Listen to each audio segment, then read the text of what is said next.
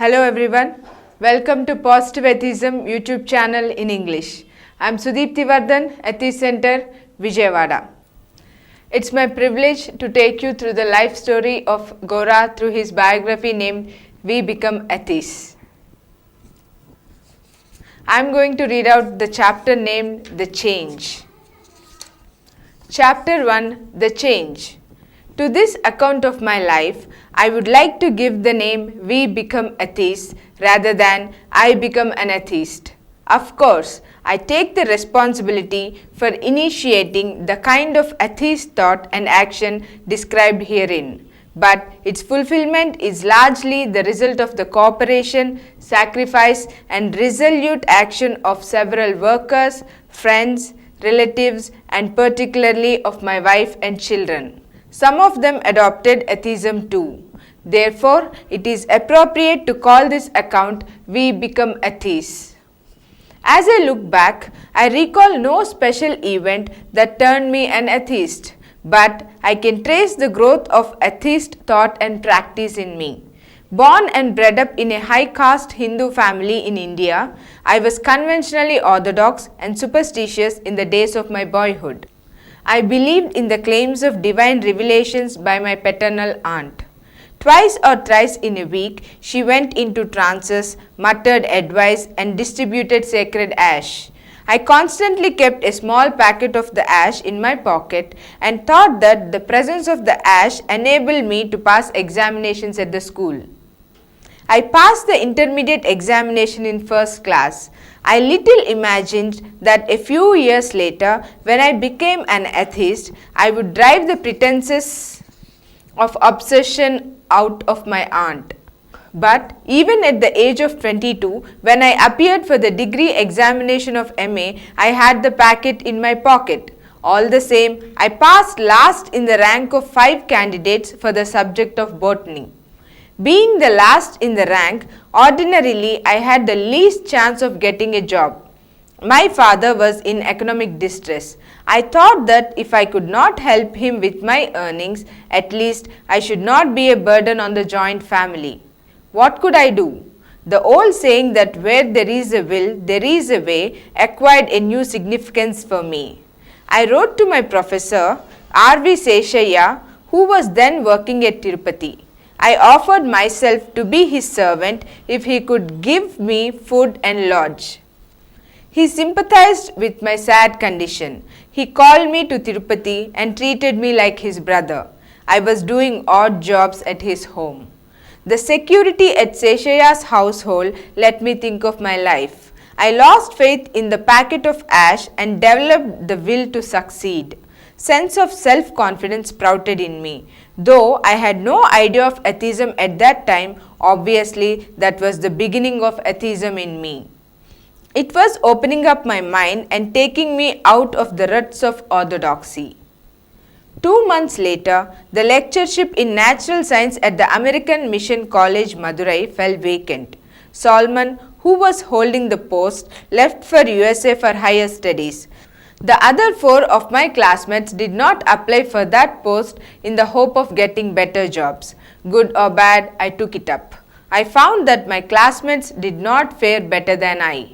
I was last in rank at the examination, but I rose to be the first in job position in due course. I owed the success to the attitude of atheism that was growing in me. My mind was becoming bold and open. Seshaya kindly provided me with the necessary money to buy some clothes and to go to Madurai. 2 incidents at Madurai speak of the change of my mind. At Madurai, I was faced with the problem of finding a suite of rooms for my residence. Madurai is a place of pilgrimage and a crowded city. After vigorous search, I found a big house in the outskirts of the city. For the last few months, it was kept locked and unoccupied as it was supposed to be haunted by ghosts. I disregarded the superstition and the landlord gladly let me 2 rooms for me at a nominal rent. Fine. Practically, the whole house with 13 rooms and 2 halls was open to me. I lived alone in it. My neighbors and also my colleagues at the college dissuaded me for taking the risk of living in a haunted. They related to me their personal experiences of unwitting residents in haunted houses. I pooh-poohed them. After 2 or 3 months, tenants gradually came to occupy other rooms. Soon, the house was full and I was confined to my original 2 rooms. The other incident related to my work at the college. It was a practice in those days to select students for appearance at the final university examination. The selection test was held 3 months in advance of the final examination, and the unselected students were denied the opportunity to improve their standard by diligent study during that period. When I was a student, I felt that the practice of selection was unfair to the unselected students.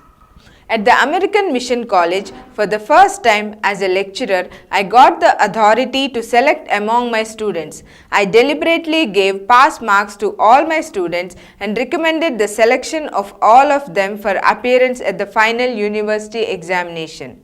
My method looked strange to the principal, Reverend W. W. Wallace, who had been used to the practice of selection.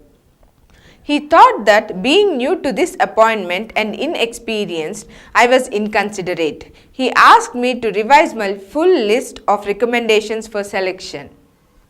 I told him I taught the class, I set the test paper, I valued the answers. If any of them failed, it means I failed to teach them well. I am satisfied with their performance at the test. I recommend all my students for selection. Now, I see it was a piece of bravado. However, with age and experience, Reverend Wallace looked at my championship of students with sympathy and endorsed the list of selection of all my students with the admonition that he would not honor my recommendations hereafter unless the present batch of students acquitted themselves credibility at the final examination. I narrated the event to my students and said, I have done my duty. Now it is for you to do yours.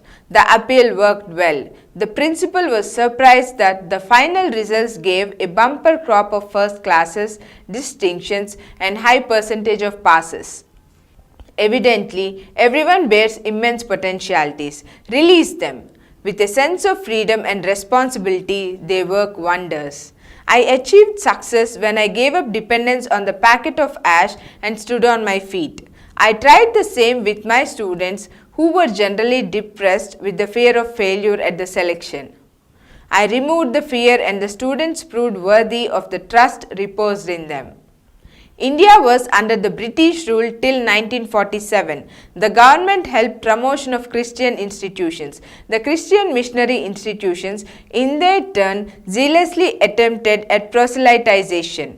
Accordingly, Reverend Wallace suggested to me that I could go to Yale University for my PhD and become the rector of the science department if I would embrace Christianity and become a member of their mission. At once, I felt a Hindu. Though I was leaning atheistically, I had not got over the influence of early nurture. I continued a vegetarian, which was the habit of the caste into which I was born. I wore the sacred thread, which was the symbol of the caste. The discarding of the packet of ash was just the beginning of the march towards the goal of atheism. I had a long way to go. Also, the goal was not well defined in my mind at that time. Therefore, when I did not accept the offer of Reverend Wallace, I was more a Hindu than an atheist. Of course, the question of change of religion does not arise within an atheist at all, because he rejects all religions. But my reaction to the suggestion was that of a Hindu. In view of the excellent results of my students at the final examination, the principal did not want to disturb my place in the college. But when I rejected the offer of change of religion, I thought that my position in the college was unsafe. A post was vacant at the Agricultural Research Institute, Coimbatore, and I shifted there in the month of May 1926. Reverend Wallace gave me a good certificate of my services at the college for 1 year. For more videos, please subscribe to this channel Positive Atheism and